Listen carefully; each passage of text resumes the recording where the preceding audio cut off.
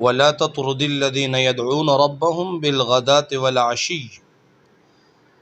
کفار مکہ نے امام الانبیاء صلی اللہ علیہ وسلم کو اور اصحاب پیغمبر کو جدا کرنے کی کوشش کی، ان کو الگ کرنے کی کوشش کی، ایک دوسرے سے کاٹ دینے کی کوشش کی، اور انہوں نے ایک مطالبہ رکھا حضور صلی اللہ علیہ وسلم سے کہ ہمارا یہ مطالبہ مان لیا جائے تو ہم آپ کی بات سن لیں گے، آپ کی محفل میں آنے کے لیے تیار ہیں اور آپ کی بات اور دعوت کو سننے کے لیے تیار ہیں، لیکن مجبوری ہماری یہ ہے کہ آپ کی محفل میں مجلس میں غریب، نادار اور معاذ اللہ نیچ قسم کے لوگ ہر وقت موجود ہوتے ہیں، ان کے ساتھ ایک جگہ ایک مجلس میں بیٹھنا ہم جیسے سرداروں کو سجتا نہیں ہے۔ ان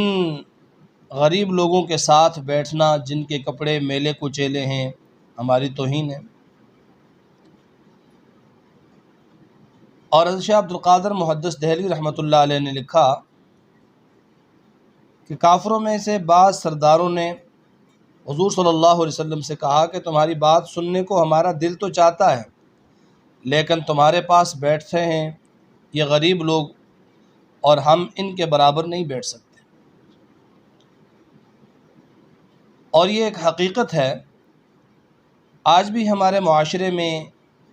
بعض ایسے علاقے ہیں جہاں سرداری نظام کی لعنت قائم ہے، اور یہ ذہنیت موجود ہے کہ وہ سردار اور وڈیرے عام غربا کو کمی کمین کے نام سے پکارتے ہیں، ان کے ساتھ بیٹھنے یا ان کے ساتھ مل کر کھانے کو اپنی ہتک اور بے عزتی سمجھتے ہیں۔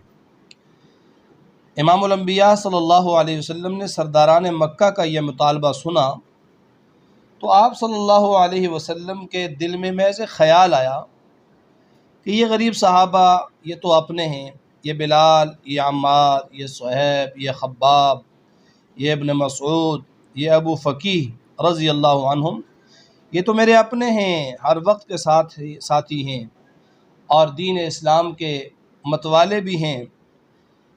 کوئی مسئلہ نہیں ہے اگر ان کو وقتی طور پر میں نے چند لمحوں کے لیے اپنی محفل سے ہٹا دوں، اور دوسری طرف یہ قریش مکہ اور مکہ کے بڑے بڑے سردار ان کو الگ وقت دے دوں تو ہو سکتا ہے انہیں ہدایت مل جائے، یہ بڑے بڑے لوگ ہیں، دین اسلام سے وابستہ ہو جائیں، اور اگر یہ سردار اور وڈیرے مسلمان ہو گئے تو ان کی دیکھا دیکھی مکہ کے دوسرے لوگ بھی دامن اسلام سے وابستہ ہو جائیں گے۔ چنانچہ امام الانبیاء صلی اللہ علیہ وسلم کی دلی خواہش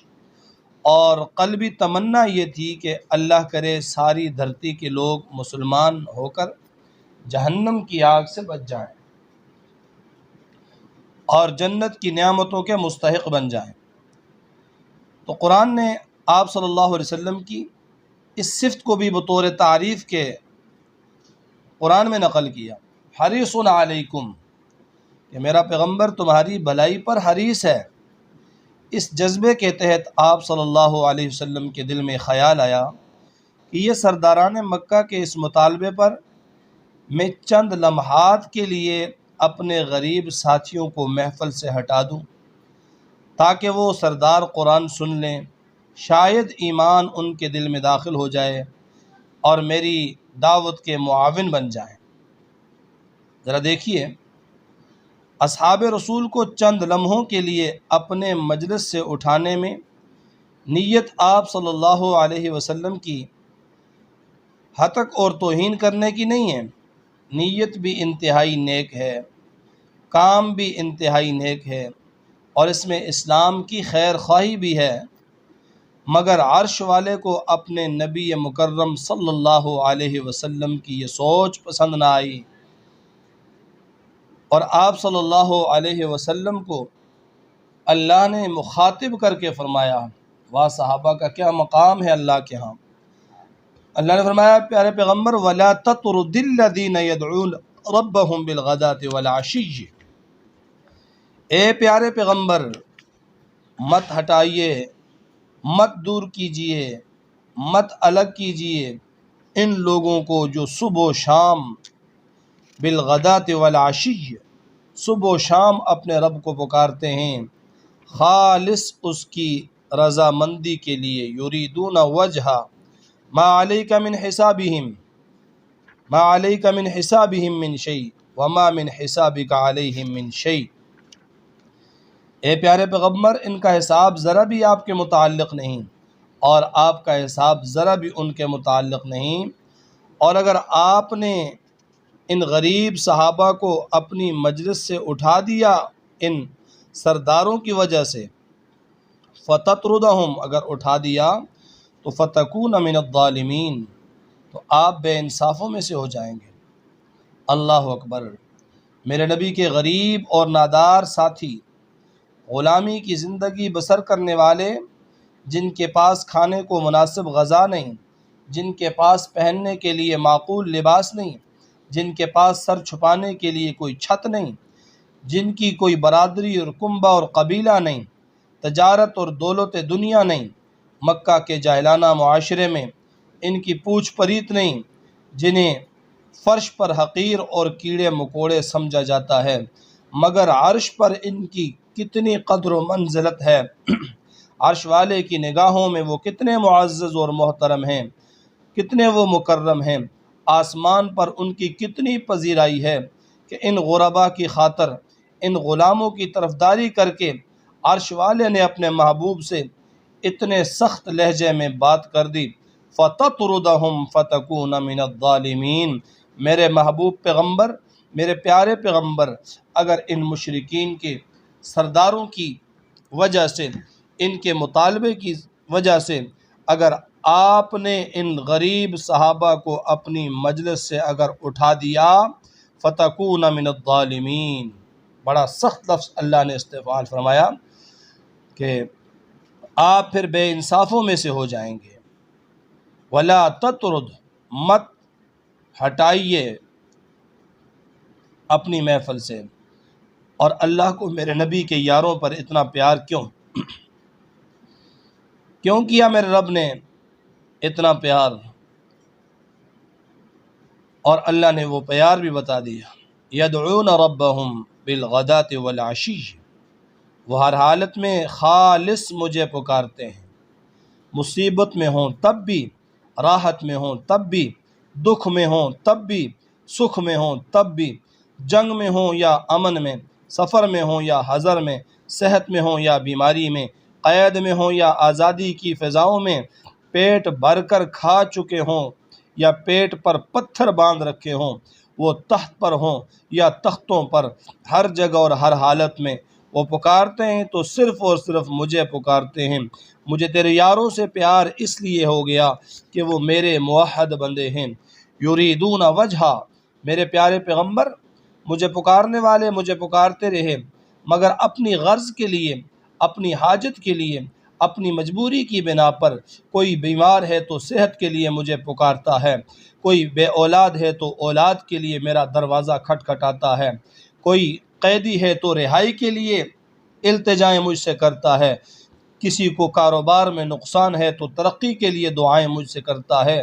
مگر اس دنیا میں صرف تیرے یار ہیں جو مجھے اپنی کسی غرض اور حاجت کے لیے نہیں پکارتے، بلکہ مجھے راضی کرنے کے لیے، میری رضامندی حاصل کرنے کے لیے پکارتے ہیں۔ جن غربا اور مساکین اصحاب رسول کے متعلق یہ آیت نازل ہوئی، وہ لوگ ریاکار نہیں تھے، وہ دکھاوے کے لیے عبادات و اعمال نہیں کرتے تھے، ان کا مقصد دنیا یا دنیا کا اقتدار حاصل کرنا قطعا نہیں تھا، وہ العیاذ باللہ فریبکار یا دھوکے باز لوگ نہیں تھے، بلکہ ان کے ایمان لانے،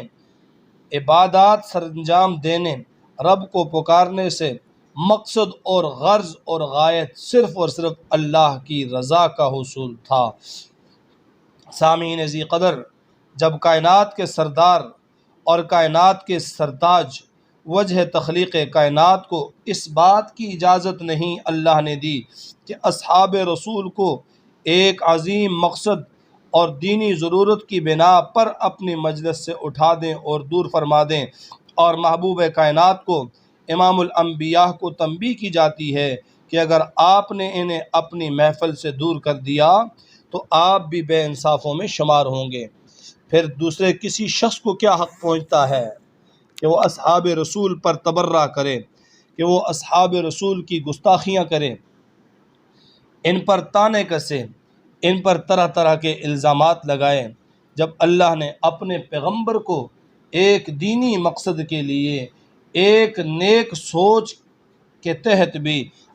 اپنی مجلس سے الگ کرنے سے روک دیا، تو معلوم یہ ہوا کہ صحابہ کرام ہر قسم کی تنقید سے مبرہ ہیں۔ اور دوسرے مقام پر قرآن نے تھوڑی سی تبدیلی کے ساتھ اس مضمون کو اور وضاحت کے ساتھ بیان فرمایا۔ اللہ فرماتے ہیں، سورہ کہف ہے، آیت نمبر 28 ہے، اللہ فرماتے ہیں وَاصْبِرْ نَفْسَكَ، اے پیارے پیغمبر اپنے آپ کو ان لوگوں کے ساتھ روک دیجئے، پابند کر دیجئے، باندھ دیجئے، مقید کر دیجئے۔ وَاصْبِرْ نَفْسَكَ، ان لوگوں کے ساتھ، کون سے لوگ؟ مَعَ الَّذِينَ يَدْعُونَ رَبَّهُمْ، جو پکارتے ہیں اپنے رب کو، بالغداۃ والعشی، بالغداۃ والعشی، صبح و شام، یعنی ہمیشہ اپنے رب کو پکارتے ہیں۔ غدات پہلا وقت، عشی آخری وقت، اور مراد اس سے پورا وقت ہے درمیان کا، جو ہمیشہ مجھے پکارتے ہیں۔ اور پکارنے کی وجہ کیا ہے؟ کسی مالی منفعت کے لیے نہیں، کسی دنیاوی مفاد کے لیے نہیں، یریدون وجہہ، یریدون وجہہ، وہ اپنے رب کی پکار محض اس کی رضا حاصل کرنے کے لیے کرتے ہیں۔ وَلَا تَعُدْ عَيْنَاكَ عَنْهُمْ، اور اے پیارے پیغمبر آپ کی آنکھیں ان سے ہٹنے نہ پائیں، آپ کی آنکھیں ان سے ہٹنے نہ پائیں۔ وَلَا تَعُدْ عَيْنَاكَ عَنْهُمْ تُرِيدُ زِينَةَ الْحَيَاةِ الدُّنْيَا، دنیاوی زندگی کی رونق کے خیال سے آپ ہرگز ان سے اپنی آنکھوں کو نہ ہٹائیے۔ حضرت شاہ عبد القادر محدث دہلوی لکھتے ہیں کہ ایک کافر حضرت کو سمجھانے لگا کہ اپنے پاس رذیلوں کو نہ بیٹھنے دو تاکہ سرداران تمہارے پاس بیٹھیں۔ یہ غریب مسلمانوں کو اور سردار دولت مند کافروں کو اس بات پر یہ آیت اتری کہ مشرکین مکہ کے سرداروں کے مطالبے کے جواب میں اللہ نے غرباء صحابہ کی ایسی دلجوئی فرمائی۔ سبحان اللہ، مکہ کے سردار چودھری ایمان لائیں یا نہ لائیں، کوئی دامن اسلام میں آئے یا نہ آئے، مالدار، دنیا دار، دولت مند، آئیں یا نہ آئیں، نبی اکرم صلی اللہ علیہ وسلم کو حکم دیا جا رہا ہے کہ آپ نے ان غرباء اور مساکین ساتھیوں کے ساتھ ہی رہنا ہے، آپ نے کسی حال میں بھی ان سے الگ اور علیحدہ نہیں ہونا، آپ نے انہی کے ساتھ ہمہ وقت نشست و برخاست رکھنی ہے، مجلس و مصاحبت مجالس انہی کے ساتھ رہنی چاہیے، یہ لوگ آپ کی شفقت بری نگاہوں کے سامنے رہنے چاہیے، آپ کی رحمت بری نظریں انہی پر رہنے چاہیے۔ سامعین ذی قدر، امام الانبیاء صلی اللہ علیہ وسلم کو اس آیت کریمہ میں حکم دیا جا رہا ہے کہ آپ نے اپنے ساتھیوں کے ساتھ رہنا ہے، آپ کے ساتھیوں نے آپ کے ساتھ رہنا ہے، کسی حالت میں آپ ان کو اپنے سے الگ نہ فرمائیں۔ پھر اس دنیا میں اور اس زندگی میں اصحاب پیغمبر اپنے پیغمبر کے ساتھ رہے، اصحاب پیغمبر اپنے پیغمبر کے ساتھ رہے، مگر اس دنیا سے رحلت فرمانے کے بعد، قبر منور میں تشریف لے جانے کے بعد بھی کوئی بھی آپ کے ساتھ ہے؟ نہ سید عثمان ذو النورین، نہ سیدنا علی ابن ابی طالب، نہ حسنین کریمین، نہ ازواج مطہرات میں سے کوئی، نہ بنات النبی میں سے کوئی۔ پوری کائنات میں یہ شرف صرف دو خوش نصیبوں کو حاصل ہے کہ وہ وفات کے بعد بھی اپنے نبی سے دور نہیں بلکہ امام الانبیاء کے انتہائی قریب ہیں اور آغوش رسالت میں